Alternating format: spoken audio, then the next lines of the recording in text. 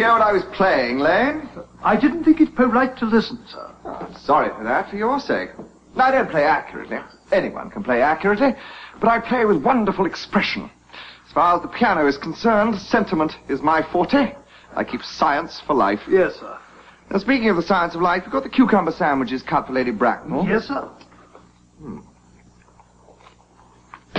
Oh, by the way, Lane, I see from your book that on Thursday night when Lord Shoreham and Mr. Worthing were dining with me, 8 bottles of champagne are entered as having been consumed. Yes, sir. 8 bottles and a pint. Why is it that at a bachelor's establishment the servants invariably drink the champagne? I ask merely for information. I attribute it to the superior quality of the wine, sir. I've often observed that in married households the champagne is rarely of a first-rate brand. Good heavens, is marriage so demoralizing as that? I believe it is a very pleasant state, sir. I've had very little experience of it myself up to the present. I've only been married once. That was in consequence of a misunderstanding between myself and a young person. I don't know that I'm much interested in your family life, Lane. No, sir, it is not a very interesting subject. I never think of it myself. Very natural, I'm sure. Now, that will do, Lane, thank you. Thank you, sir.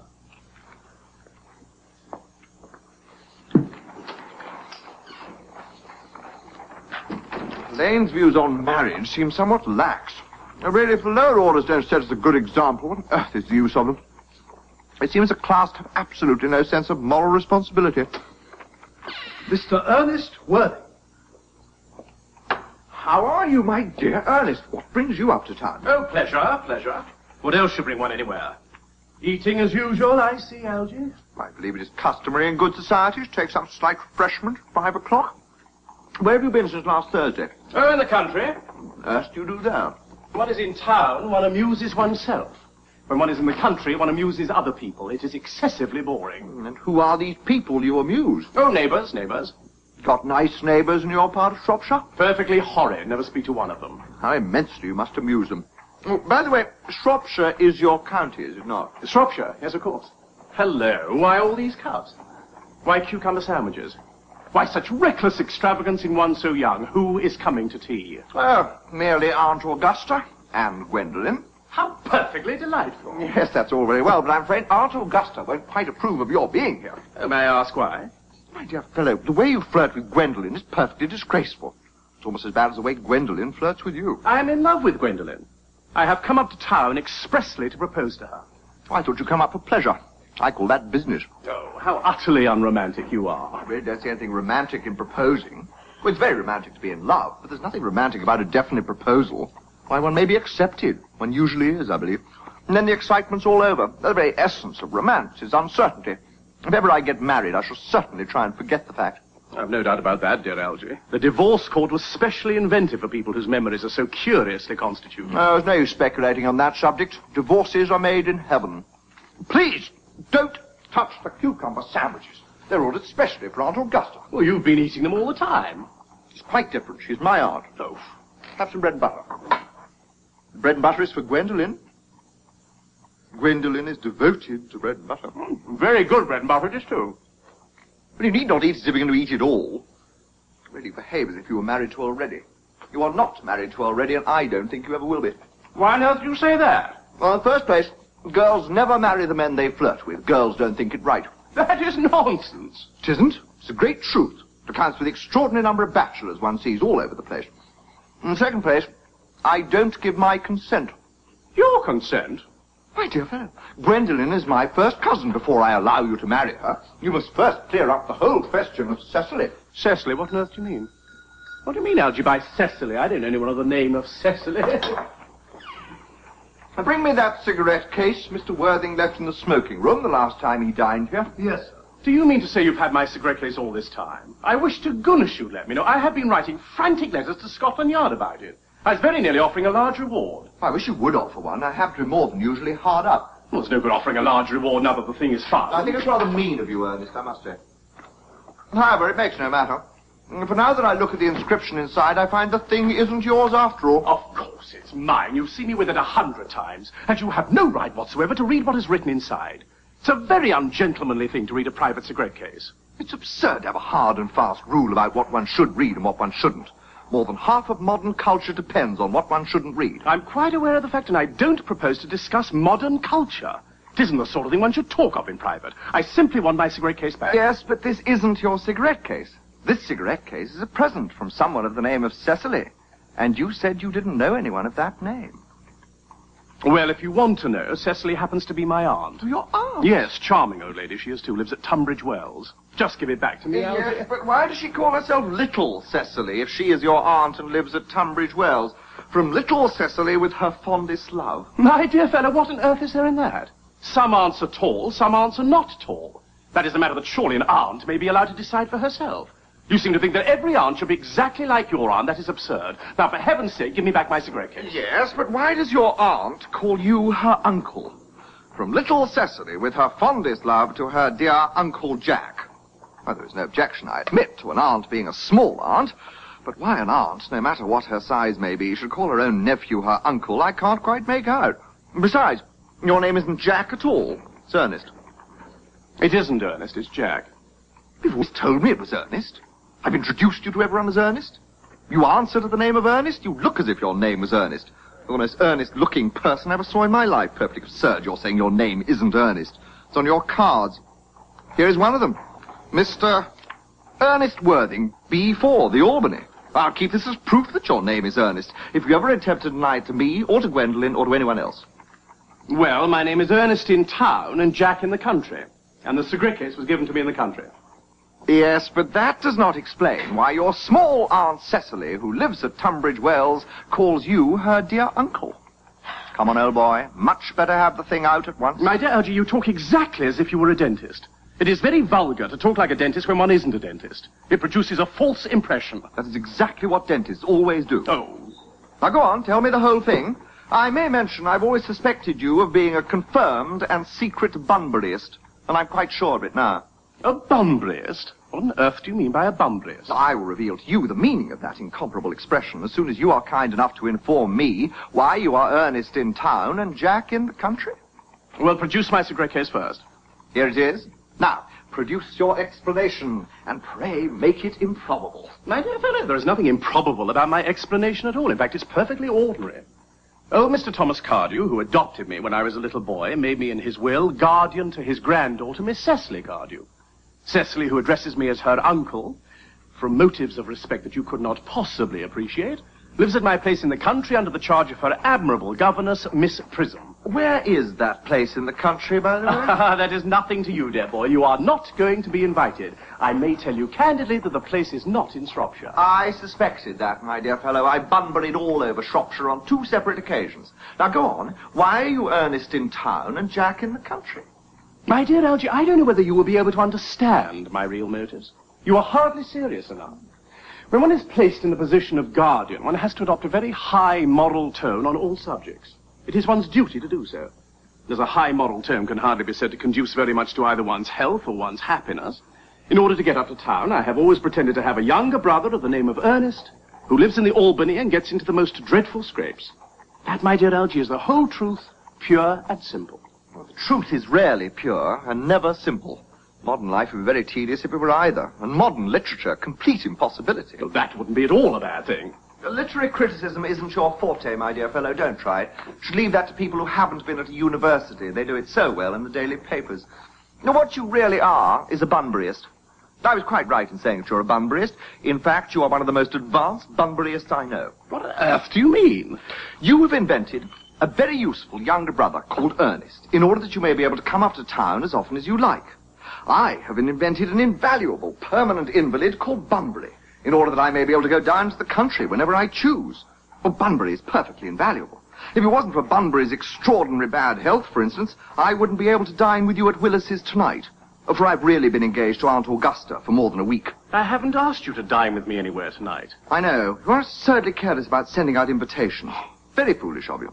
Nothing annoys people so much as not receiving invitations. You had much better dine with your Aunt Augusta. Well, the smallest intention of doing anything of the kind. To begin with, I dined there on Monday. Once a week is quite enough to dine with one's own relations. In the second place, whenever I do dine there, I'm always treated as a member of the family and sent down with either no woman at all or 2. In the third place, I know who she'll place me next to tonight. She will place me next to Mary Farquhar. Always flirts with her own husband across the dinner table. That's not very pleasant. Indeed, it's not even decent. And that sort of thing is enormously on the increase. The amount of women in London who flirt with their own husbands is perfectly scandalous. It looks so bad. Simply washing one's clean linen in public. Besides, now that I know you to be a Bunburyist, I naturally want to talk to you about Bunburying. I want to tell you the rules. I'm not a Bunburyist at all. If Gwendolen accepts me, I'm going to kill my brother. Indeed, I think I'll kill him in any case. Cecily's a little too much interested in him. It is rather a bore. So I'm going to get rid of Ernest. And I strongly advise you to do the same with your invalid friend who has that absurd name. Nothing will induce me to part with Bunbury, and if you ever get married, which seems to me extremely problematic, you'll be very glad to know Bunbury. A man who marries without knowing Bunbury has a very tedious time of it. That is nonsense. If I marry a charming girl like Gwendolen, and she's the only girl I ever saw in my life that I would marry, I certainly won't want to know Bunbury. Then your wife will.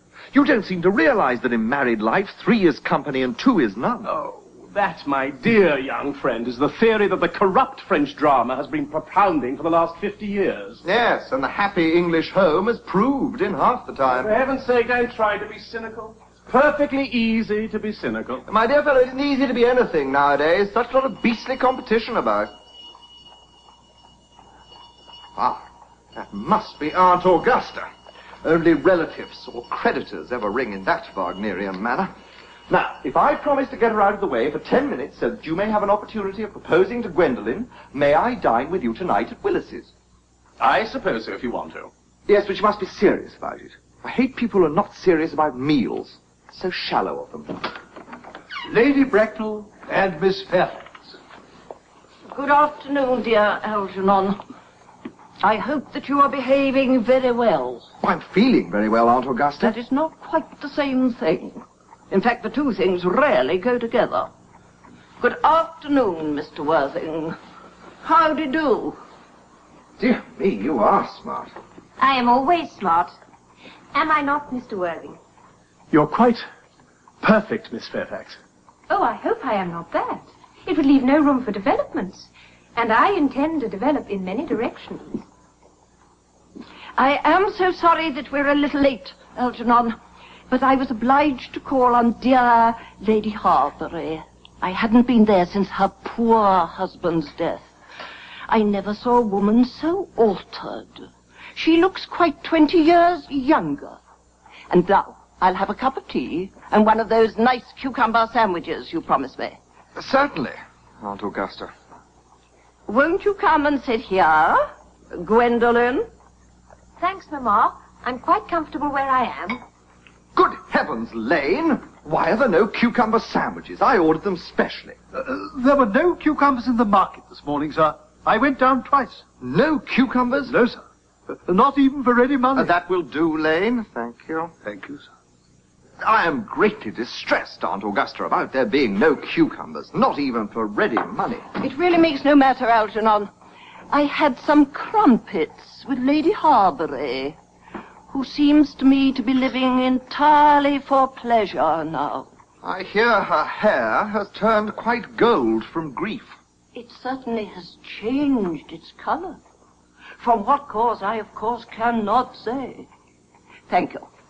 I've quite a treat for you tonight, Algernon.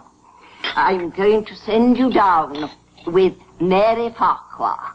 She's such a nice woman, and so attentive to her husband. It's delightful to watch them. I'm afraid, Aunt Augusta, that I shall have to give up the pleasure of dining with you tonight after all. I hope not, Algernon. It would put my table completely out.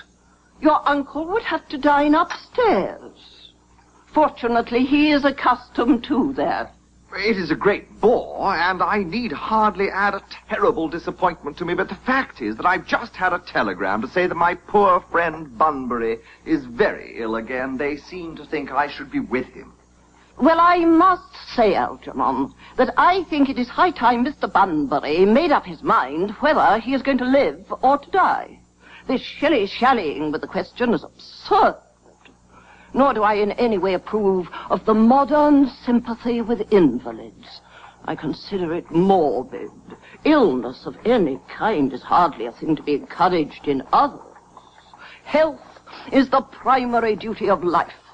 I'm always telling that to your poor uncle, but he never seems to take any notice as far as any improvement in his ailment goes.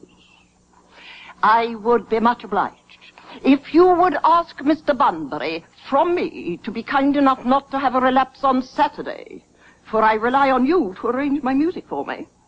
It is my last reception, and one wants something that will encourage conversation, particularly at the end of the season when everyone has said practically everything they had to say, which in the first place was probably not much.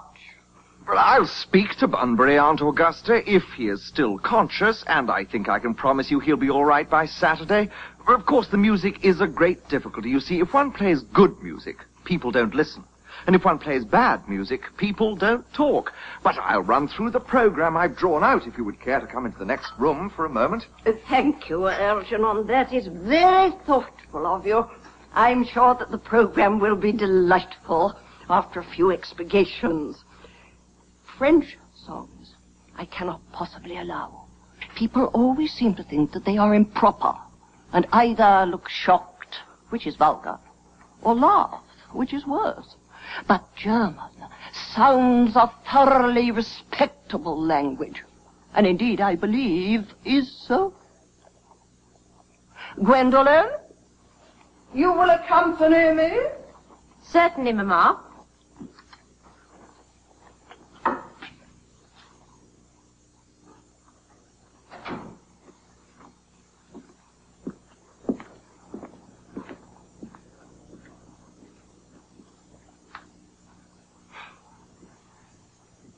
A charming day it has been, Miss Fairfax. Pray don't talk to me about the weather, Mr. Worthing. Whenever people talk to me about the weather, I always feel quite certain that they mean something else. And that makes me so nervous. I do mean something else. I thought so. In fact, I am never wrong. And I should like to take advantage of Lady Bracknell's temporary absence. I would certainly advise you to do so. Mamma has a way of coming back suddenly into a room that I have often had to speak to her about. Miss Fairfax.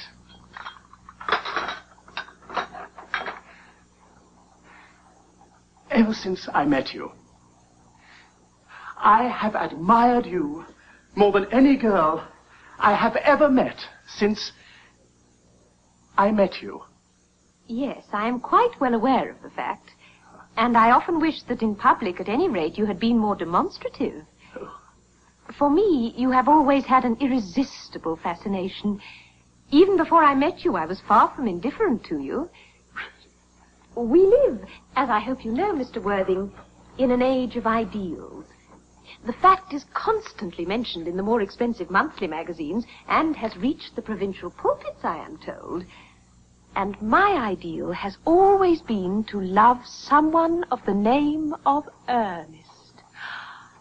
There is something in that name that inspires absolute confidence. From the moment Algernon first mentioned to me that he had a friend called Earnest, I knew I was destined to love you. You really love me, Gwendolen? Passionately. Darling, you don't know how happy you've made me. My own Ernest.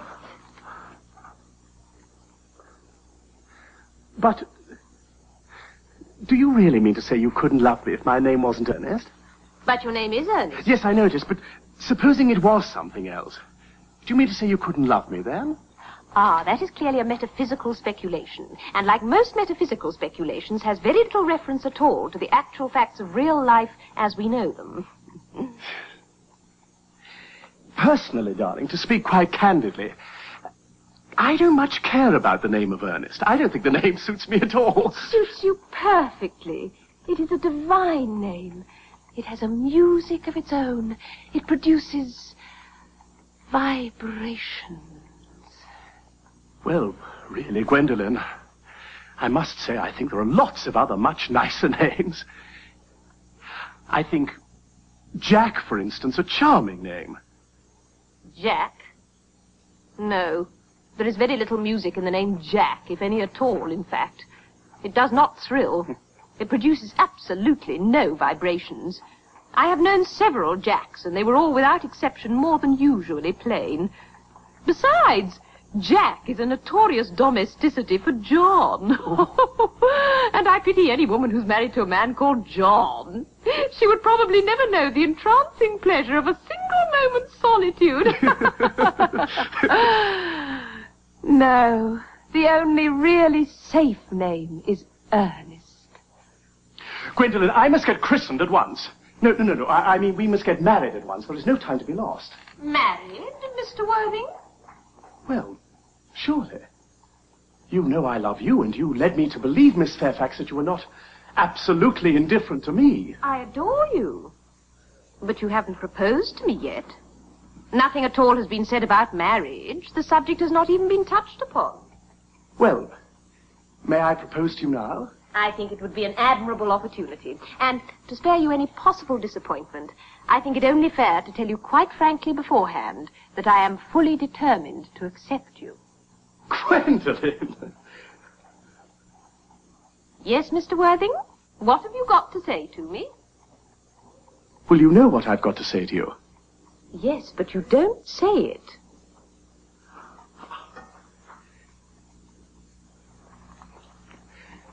Gwendolen, will you marry me? Of course I will, darling. What a long time you have been about it.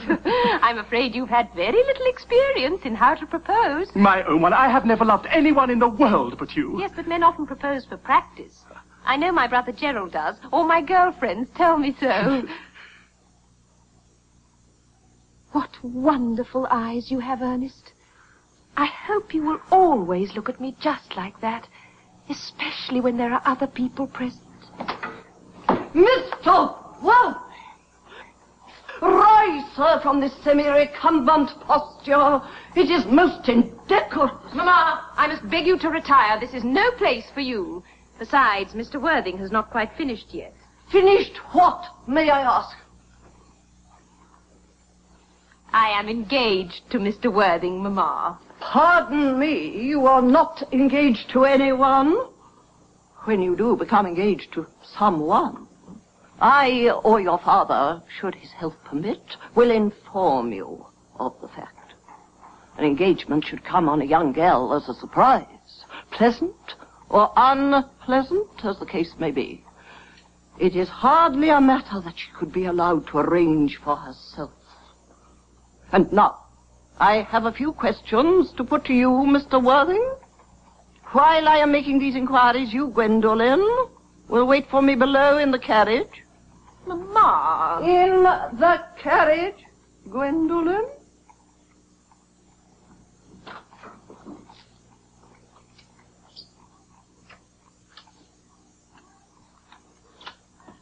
Gwendolen, the carriage. Yes, Mamma. You can take a seat, Mr. Worthing. Thank you, Lady Bracknell. I prefer standing. I feel bound to tell you that you are not down on my list of eligible young men, although I have the same list as the dear Duchess of Bolton has. We work together, in fact. However, I am quite willing to enter your name, should your answers be what a really affectionate mother requires. Do you smoke? Well, yes, I must admit I smoke. I'm glad to hear it. A man should always have an occupation of some kind. There are far too many idle men in London as it is. How old are you? 29. A very good age to be married. I have always been of the opinion that a man who desires to get married should know either everything or nothing. Which do you know? I know nothing, Lady Bracknell. I am pleased to hear it. I do not approve of anything that tampers with natural ignorance. Ignorance is like a delicate exotic fruit. Touch it, and the bloom is gone. The whole theory of modern education is radically unsound. Fortunately, in England, at any rate, education produces no effect whatsoever. If it did, it would prove a serious danger to the upper classes and probably lead to acts of violence in Grosvenor Square. What is your income? Between 7,000 and 8,000 a year. In land? Or in investment? In investments, chiefly. That is satisfactory. What between the duties expected of one during one's lifetime and the duties exacted from one after one's death, land has ceased to be either a profit or a pleasure. It gives one position and prevents one from keeping it up. That's all that can be said about land. Oh, I have a country house with land, of course, attached to it, about 1,500 acres, I believe. But I don't depend on that for my real income. In fact, as far as I can make out, the poachers are the only people who make anything out of it. A country house. How many bedrooms? Well, that point can be cleared up afterwards. You have a townhouse, I hope. A girl with a simple, unspoiled nature like Gwendolen could hardly be expected to reside in the country. I own a house in Belgrave Square, but it is let by the year to Lady Bloxham. Of course, I can get it back whenever I like at 6 months' notice. Lady Bloxham. I don't know her. Oh, she goes about very little. She's a lady considerably advanced in years. Ah, nowadays that is no guarantee of respectability of character. What number in Belgrave Square? 149. The unfashionable side. I thought there was something. However, that could easily be altered. Do you mean the fashion or the side? Both, if necessary, I presume. What are your politics? Well, I'm afraid I really have none. I'm a liberal unionist. Oh, they count as Tories. They dine with us. Or come in the evening, at any rate. And now, to minor matters. Are your parents living? I have lost both my parents. To lose one parent, Mr. Worthing, may be regarded as a misfortune. To lose both looks like carelessness. Who was your father? He was evidently a man of some wealth. Was he born in what the radical papers call the purple of commerce, or did he rise from the ranks of the aristocracy? Well, I'm afraid I really don't know. Well, the fact is, Lady Bracknell, I said I had lost my parents. It would be nearer the truth to say my parents seem to have lost me. I don't actually know who I am by birth. I was found. Found? Well, the late Mr. Thomas Cardew, an old gentleman of very charitable and kindly disposition, found me and gave me the name of Worthing, because he happened to have a first-class ticket for Worthing in his pocket at the time. Worthing is a place in Sussex. It is a seaside resort. Where did this charitable gentleman, who had a first-class ticket for this seaside resort, find you? In a handbag. A handbag? Yes, Lady Bracknell, I was in a handbag. A somewhat large black leather handbag with handles to it. An ordinary handbag, in fact. In what locality did this Mr. James or Thomas Cardew come across this ordinary handbag? In the cloakroom at Victoria Station. It was given to him in mistake for his own. The cloakroom at Victoria Station? Yes. The Brighton line. The line is immaterial. Mr. Worthing, I confess I feel somewhat bewildered by what you have just told me. To be born, or at any rate bred in a handbag, whether it had handles or not, seems to me to display a contempt for the ordinary decencies of family life that remind one of the worst excesses of the French Revolution. And I presume you know what that unfortunate movement led to. As to the particular locality where the handbag was found, the cloakroom at a railway station may serve to conceal a social indiscretion, has probably indeed been used for that purpose before now. But it could hardly be regarded as an assured basis for a recognized position in good society. Well, may I ask you then what you would advise me to do? I need hardly say I would do anything in the world to ensure Gwendolyn's happiness. I would strongly advise you, Mr. Worthing, to try and acquire some relations as soon as possible, and to make every effort to produce at any rate one parent of either sex before the season is quite over. Well, I don't see how I could possibly manage to do that. Well, I can produce the handbag at a moment. It's in my dressing room at home. I really think that should satisfy you, Lady Bracknell. Me, sir? What has this to do with me? You can hardly imagine that I, Lord Bracknell, would dream of allowing our only daughter, a girl brought up with the utmost care, to marry into a cloakroom and form an alliance with a parcel? Good morning, Mr. Worthing.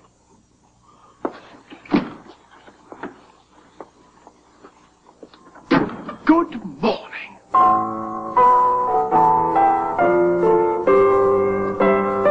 heaven's sake, don't play that ghastly tune, Algy. How idiotic you are. Did it go off all right, old boy? You don't mean to say Gwendolen refused you? I know it's a way she has. She's always refusing people. I think it most ill-natured of her. Now, Gwendolen is as right as a trivet. As far as she is concerned, we're engaged. Her mother is perfectly unbearable. Never met such a gorgon. I don't really know what a gorgon is like, but I'm quite sure Lady Bracknell is one. At any rate, she's a monster without being a myth, which is rather unfair.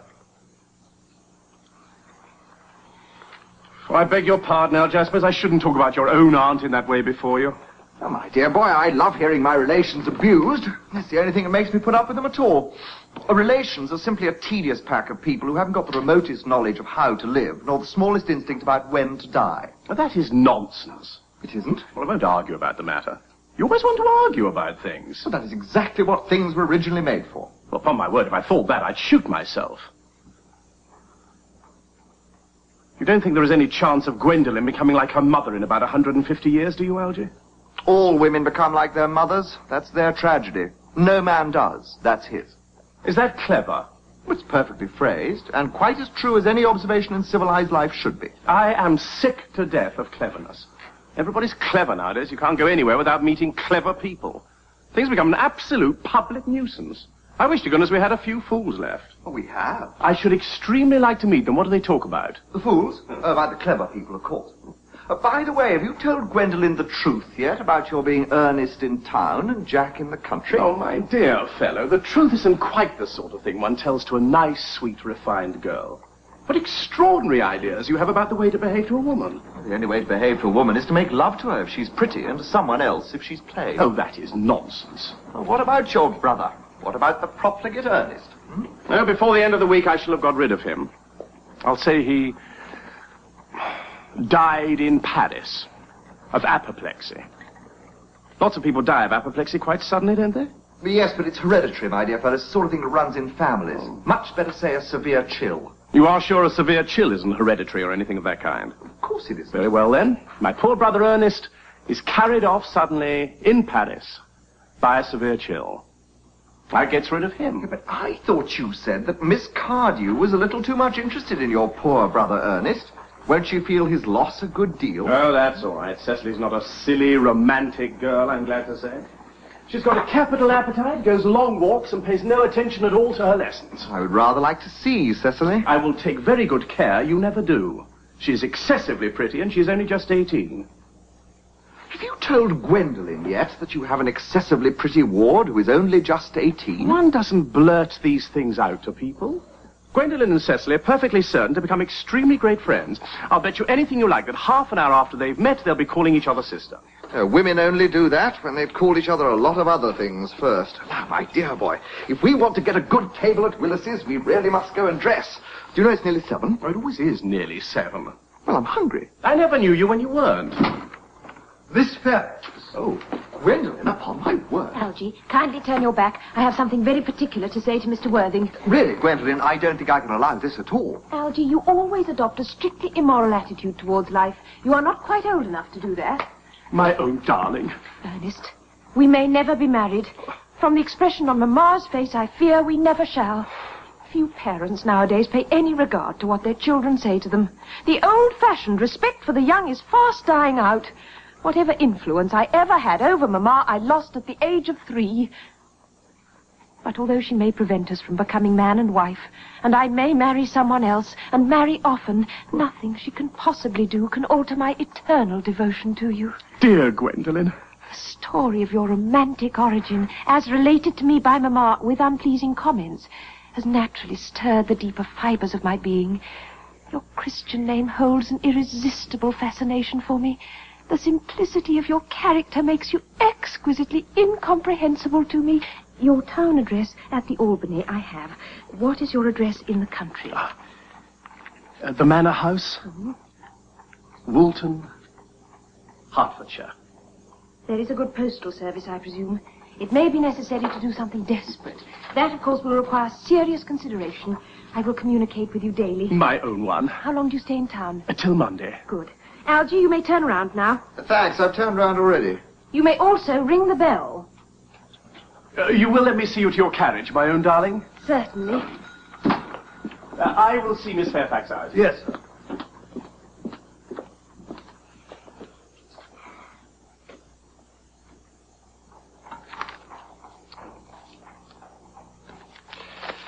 A glass of sherry, Lane. Yes, sir.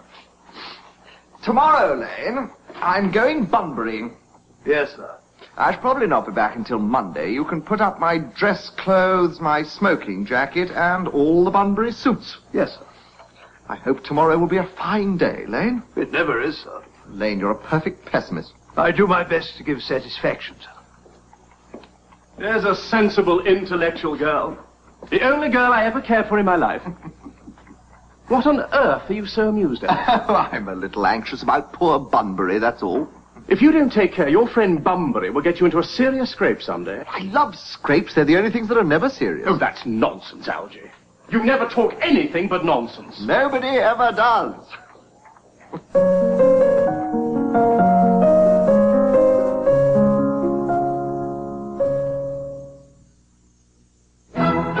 Great performances, the best in dance, music, and drama, is made possible by a grant from Exxon.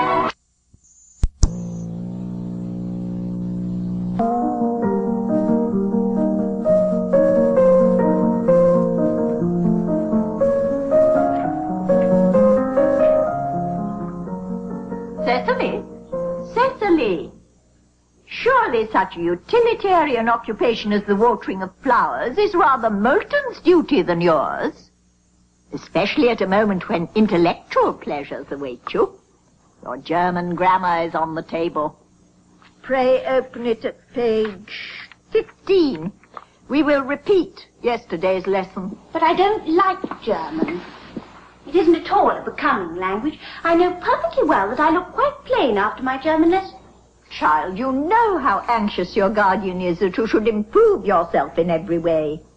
He laid particular stress on your German as he was leaving for town yesterday. Indeed, he always lays stress on your German as he's leaving for town. Dear Uncle Jack is so very serious. Sometimes he is so serious that I think he cannot be quite well. Your guardian enjoys the best of health, and his gravity of demeanor is especially to be commended in one so comparatively young as he is. I know no one with a higher sense of duty and responsibility. I suppose that is why he often looks a little bored when we three are together. Cecily, I'm surprised at you. Mr. Worthing has many troubles in his life. Idle merriment and triviality would be out of place in his conversation. You must remember his constant anxiety about that unfortunate young man, his brother. I wish Uncle Jack would allow that unfortunate young man, his brother, to come down here sometimes. We might have a good influence over him, Miss Prism. I'm sure you certainly would. You know, German and geology and things of that kind influence a man very much.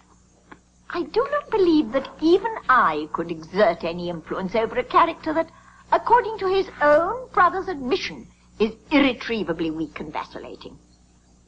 Indeed, I'm not sure that I should desire to reclaim him. I'm not in favor of this modern mania for turning bad people into good people at a moment's notice. As a man sows, so let him reap. You must put away your diary, Cecily. I really don't see why you should keep a diary at all. I keep a diary in order to enter the wonderful secrets of my life. If I didn't write them down, I should probably forget all about them. Memory, my dear Cecily, is the diary we all carry about with us. Yes, but it usually chronicles the things that have never happened and couldn't possibly have happened. I believe that memory is responsible for nearly all the 3-volume novels that Moody sends us. Do not speak slightingly of the 3-volume novels, Cecily. I wrote one myself in earlier days. Did you really, Miss Prism? How wonderfully clever you are. I hope it did not end happily. I don't like novels that end happily. They depress me so much. The good ended happily and the bad unhappily. That is what fiction means. I suppose so. But it seems very unfair. And was your novel ever published? Alas, no. The manuscript, unfortunately, was abandoned. I use the word in the sense of lost or mislaid. Oh, to your work, child, these speculations are profitless. But I see dear Dr. Chasuble coming up through the garden. Dr. Chasuble, this is indeed a pleasure. And how are we this morning? Miss Prism, you are, I trust, well? Miss Prism has just been complaining of a slight headache. I think it would do her so much good to have a short stroll with you in the park, Dr. Chasuble. Cecily, I have not mentioned anything about a headache. No. Dear Miss Prism, I know that. But I felt instinctively that you had a headache. Indeed, I was thinking about that and not about my German lesson when the rector came in. I hope, Cecily, you are not inattentive. Oh, I'm afraid I am. That is strange. Were I fortunate enough to be Miss Prism's pupil, I would hang upon her lips. I spoke metaphorically. My metaphor was drawn from bees. Mr. Worthing, I suppose, has not returned from town yet? We do not expect him till Monday afternoon. Ah, yes. He usually likes to spend his Sunday in London. He's not one of those whose sole aim is enjoyment, as by all accounts that unfortunate young man, his brother, seems to be. But I must not disturb Egeria and her pupil any longer. Egeria? My name is Letitia, Doctor. A classical allusion merely drawn from the pagan authors. I shall see you both, no doubt, at evensong. I think, dear Doctor, I will come for a stroll with you. I find I have a headache after all, and a walk might do it good. With pleasure, Miss Prism, with pleasure.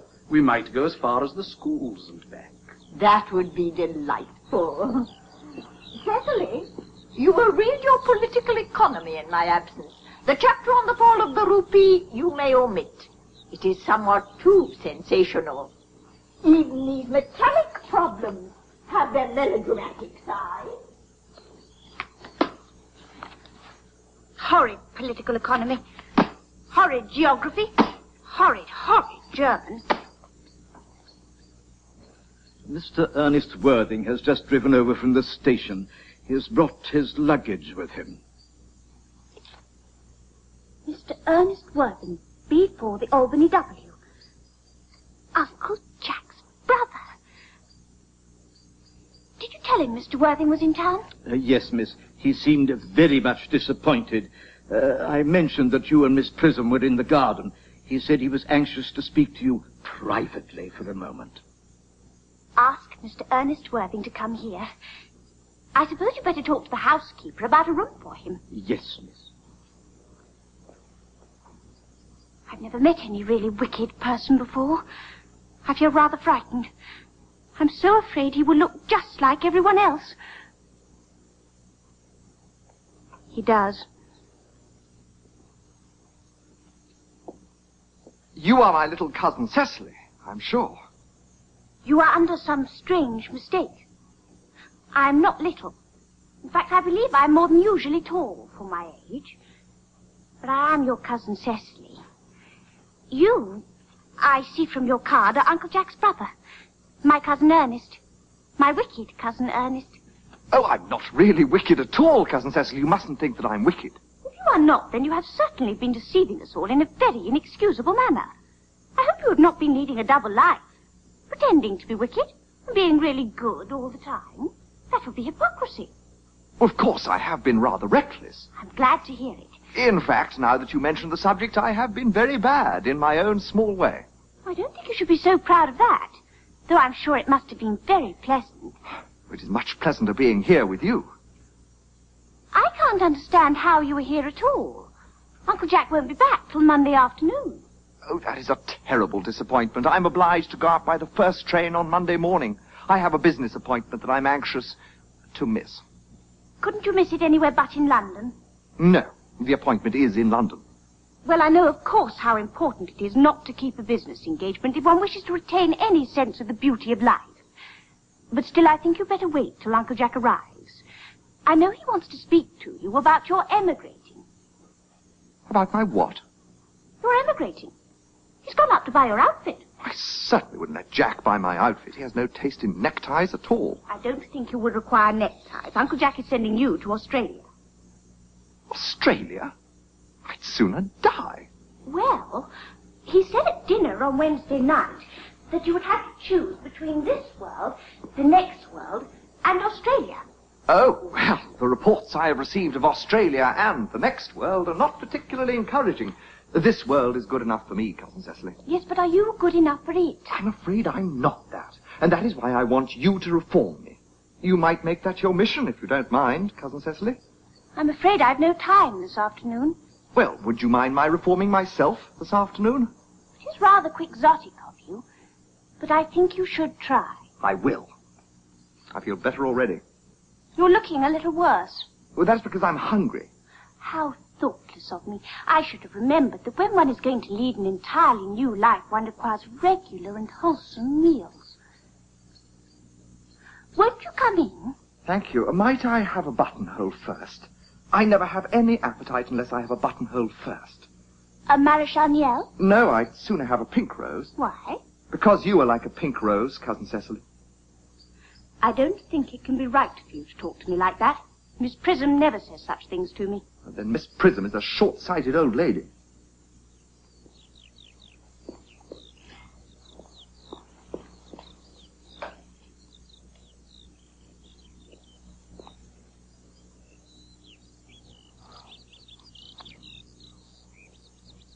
You are the prettiest girl I ever saw.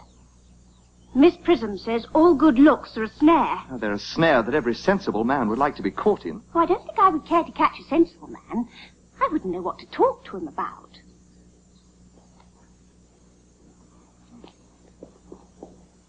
You are too much alone, dear Dr. Chasuble. You should get married.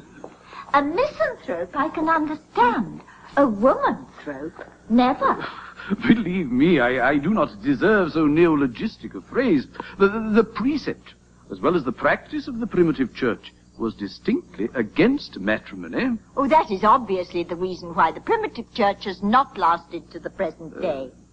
And you do not seem to realize, dear doctor, that by persistently remaining single, a man converts himself into a permanent public temptation. Men should be more careful. This very celibacy leads weaker vessels astray. But is a man not equally attractive when married? No married man is ever attractive, except to his wife. And often I have been told not even to her. That depends upon the intellectual sympathies of the woman. Maturity can always be relied on. Ripeness can be trusted. Young women are green. I spoke horticulturally. My metaphor was drawn from food.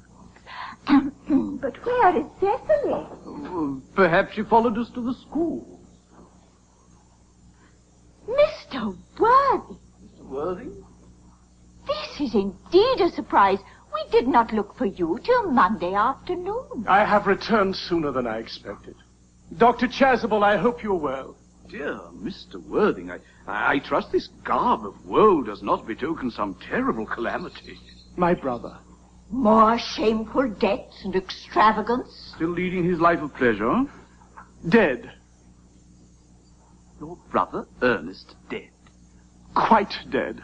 What a lesson for him. I trust you will profit by it. Miss Worthing, I offer my sincere condolences. You have at least the consolation of knowing that you are always the most generous and forgiving of brothers. Poor Ernest. He had many faults, but it is a sad, Sad blow. Very sad indeed. Were you with him at the end? No, he died abroad. In Paris, in fact.